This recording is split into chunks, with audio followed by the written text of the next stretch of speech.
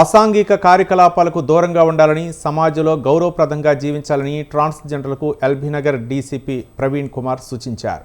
రంగారెడ్డి జిల్లా Meerpet police station సహకారంతో Prajwala foundation ఆధ్వర్యంలో నిర్వహించిన కార్యక్రమంలో ఆయన మాట్లాడారు.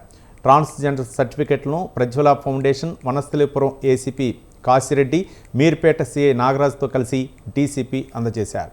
ఈ సందర్భంగా ఆధార్ అప్డేట్ క్యాంపును ఆయన ప్రారంభించారు.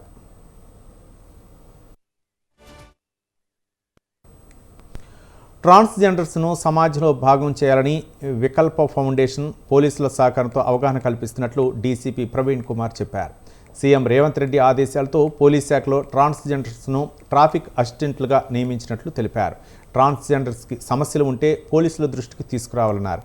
వారి సమస్యల పరిష్కారానికి కృషి చేస్తామని డీసీపీ ప్రవీణ్ కుమార్ అన్నారు. ఎంతో కాలం నుండి వివక్షకు గురవుతూ సమాజంలో భాగం కాకుండా ఎక్కడో దూరంగా ఉండబడుతున్నటువంటి ట్రాన్స్జెండర్స్ యొక్క సమస్యను అడ్రస్ చేయాలన్నటువంటి ఉద్దేశంతో మనకు 2023లో ఈ వికల్ప సెంటర్ ఆగస్టులో ఈ మీర్పేట పోలీస్ స్టేషన్ పరిధిలో పోలీస్ స్టేషన్ ప్రిమిసెస్లోనే మనకు అప్పటి డీజీ గారు ఏర్పాటు చేయడం జరిగింది.